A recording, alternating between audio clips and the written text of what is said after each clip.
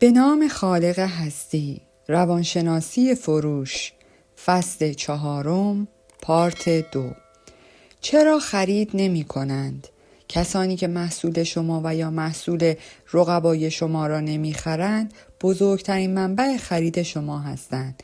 اگر بتوانید بفهمید چرا آنها از شما خرید نمی کنند، می توانید به یک بازار جدید قدم بگذارید و بیش از هر زمانی فروش کنید. مرتب از خود سوال کنید چرا خرید نمی کنند؟ چه عاملی سبب می شود که از اقدام به خرید خودداری می ورزند؟ چه مانعی باید از پیش رو برداشته شود تا آنها آمادگی خرید پیدا کنند؟ چه می توانید بکنید تا به آنها نشان بدهید اگر کالای شما را بخرند چه منافعی عاید آنها می شود؟ اغلب اوقات ساده ترین راه دستیابی به بازار غیر مشتریان شناسایی مزایا و یا منافعی است که مشتری برای آن ارزش قائل است و برایش آنقدر مهم است که به خاطرش پولی بپردازد. باید به این مشتری نشان بدهید که با خرید این کالا از شما فوایدی نصیبش می شود که بیچون و چرا رضایت خاطر او را تضمین می کند. چه زمانی مشتریان شما خرید می کنند؟ بهترین زمان برای فروش به مشتری چه وقتی است؟ آیا می توان به زمان خاصی در طی سال اشاره کرد؟ آیا مشتریان وقتی تجارت آنها در حال رشد است خرید می کنند و یا نه وقتی کاسبی از رونق می افتد اقدام به خرید می نمایند؟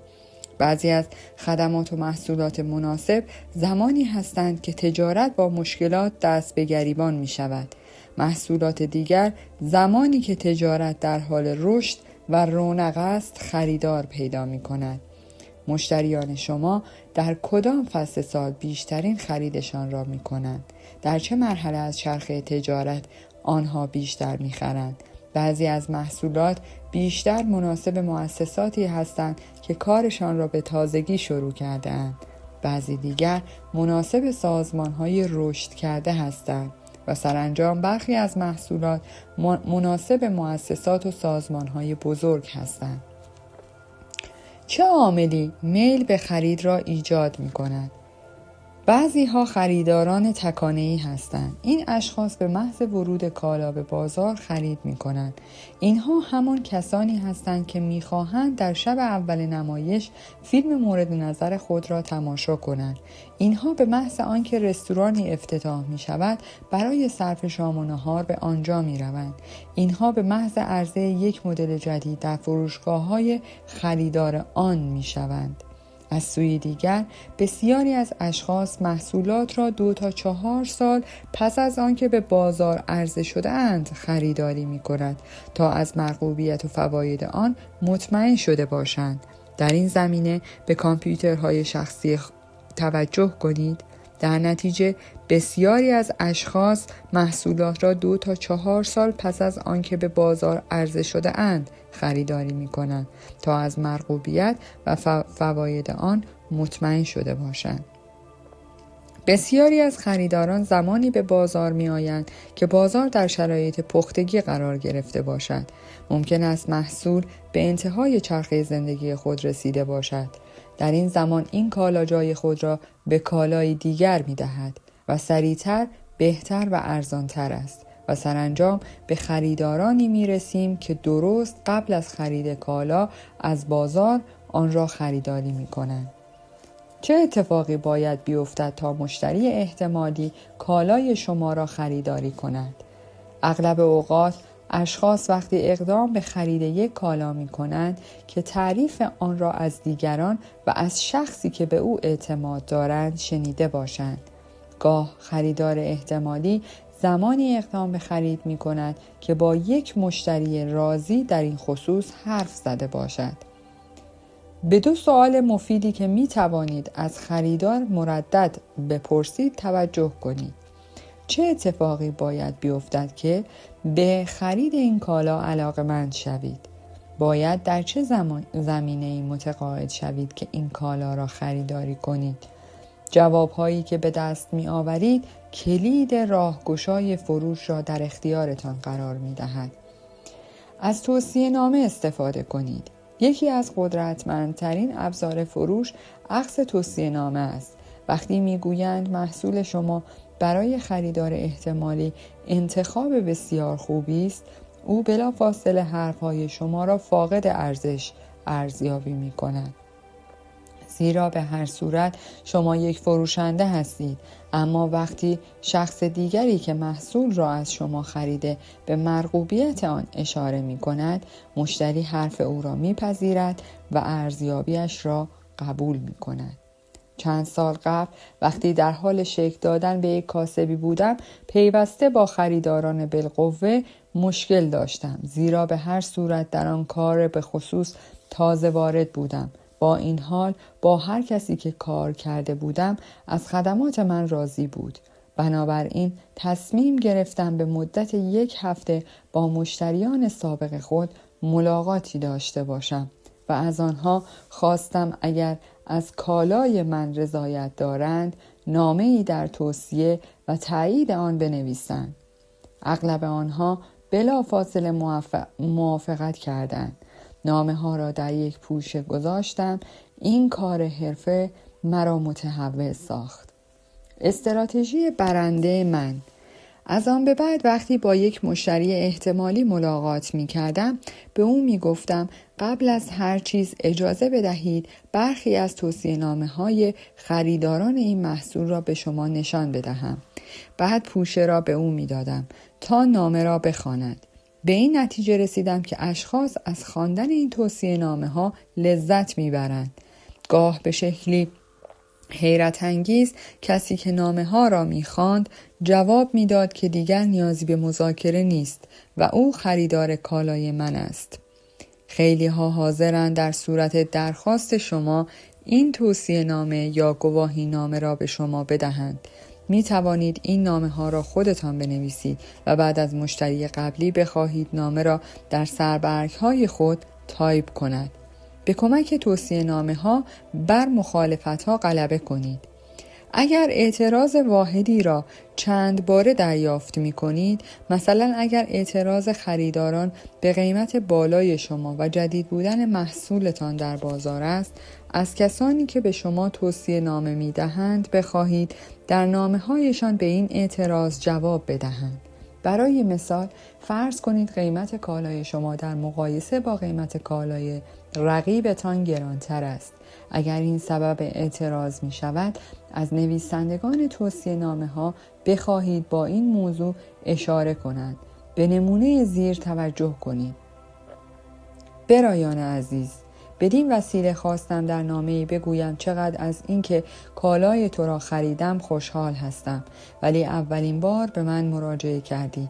نگران قیمت بالای کالای تو شدم، اما از زمانی که از کالای تو استفاده کردم، مزایا و منافعی که از آن نصیبم شده به مراتب بیشتر از قیمت اندک بالایی است که پرداخت کردم. از همه چیز متشکرم. دوستدار تو، یک مشتری راضی. نامه‌ای به این شکل به اندازه وزنش به طلا ارزش دارد. اگر 5-6 نامه از این قبیل داشته باشید، می توانید در مدت کوتاهی فروش خود را به 2 یا 3 برابر افزایش دهید.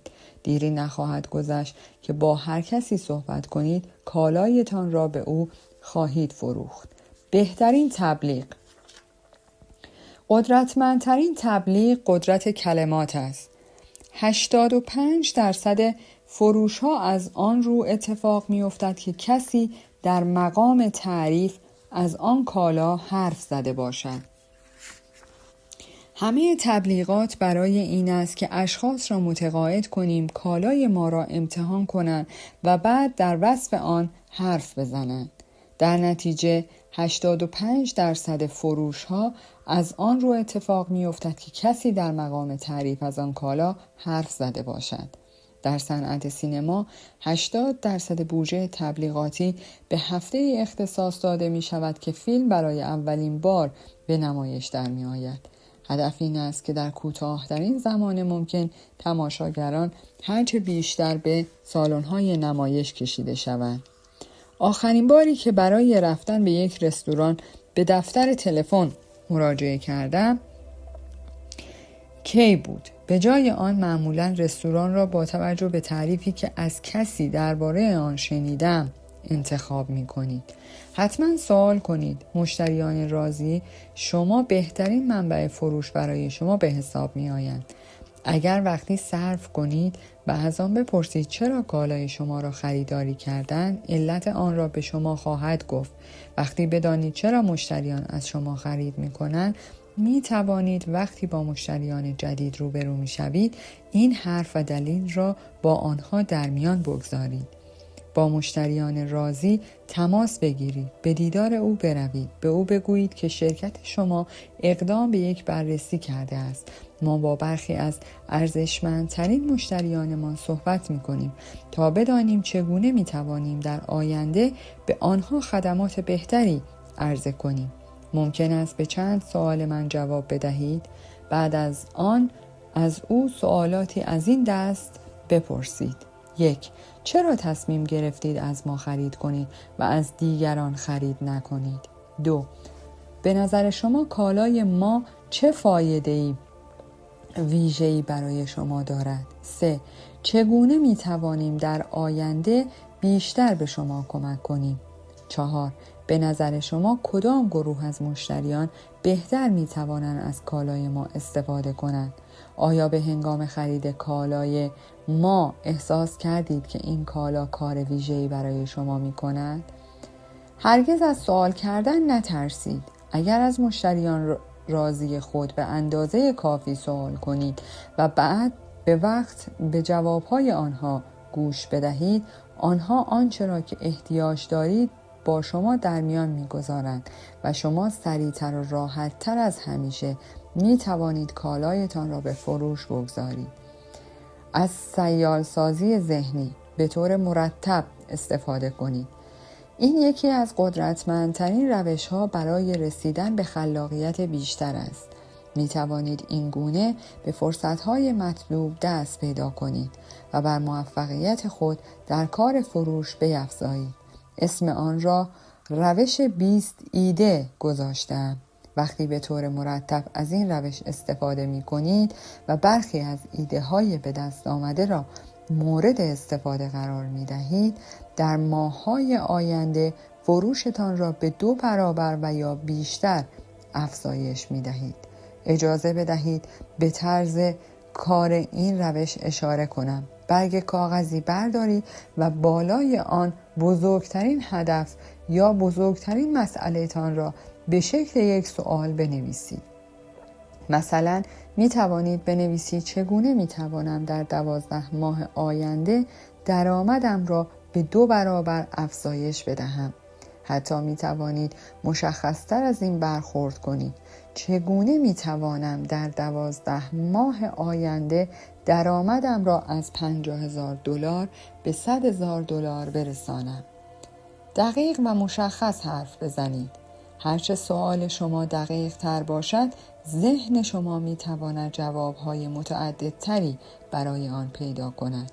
باید از روش سیالسازی ذهنی زمانی استفاده کنید که دنبال پاسخهای محسوس و ملموس می گردید. مثلا نمی نویسید چطور می توانم خوشبخت تر بشوم. این سوال به قدری مبهم است که ذهن شما نمی تواند روی آن دقیق شود و جوابهای مؤثر و کاربردی بدهد. پس از آنکه سوالتان را نوشتید، باید بکوشید 20 جواب به آن بدهید. باید جوابها مشخص، مثبت و به زمان حال ساده باشند. برای مثال به جای اینکه بنویسید تماس بیشتر، می نویسید روزی 5 تماس بیشتر می گیرم. هرچه جواب شما مشخص تر باشد، ایده بیشتری تولید می شود. دست کم 20 جواب تدارک ببینید. دست کم به 20 جواب اشاره کنید. اگر بخواهید می توانید بیش از 20 جواب را بنویسید، اما نوشتن 20 جواب الزامی است. بنا به دلایلی عدد 20 شکل و شمایل جادویی دارد. در اغلب مواقع جواب 20 در واقع مشکل شما را برطرف می سازد. پس از آنکه به 20 جواب رسیدید، فهرست جوابهایتان را مرور کنید و دست کم یک ایده را که بتوانید بلافاصله آن را به اجرا بگذارید پیدا کنید. همین حالا این کار را بکنید. تأخیر جایز نیست. کار بسیار مهمی است. وقتی این جوابها را می نویسید و دست کم یکی از آنها را به مرحله اجرا می گذارید، در تمام روز برای رسیدن به ایده های خلاق آمادگی دارید. راه رسیدن به ثروت. ارل نایتگیل در همین زمینه می نویسد: روش 20 ایده بیش از هر روش دیگری مردم را ثروتمند کرده است.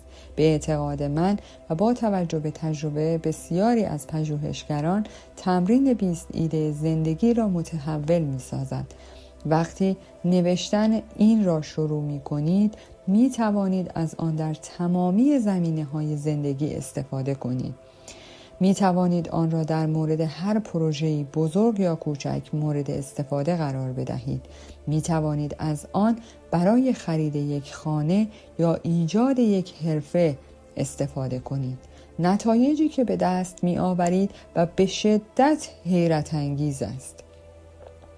نتایج جمعی: اگر قرار باشد هدف یا مسئله متفاوتی را انتخاب کنید و همه روزه صبح از روش سیارسازی ذهنی استفاده بکنید، دست کم همه روزه 20 ایده تولید می کنید.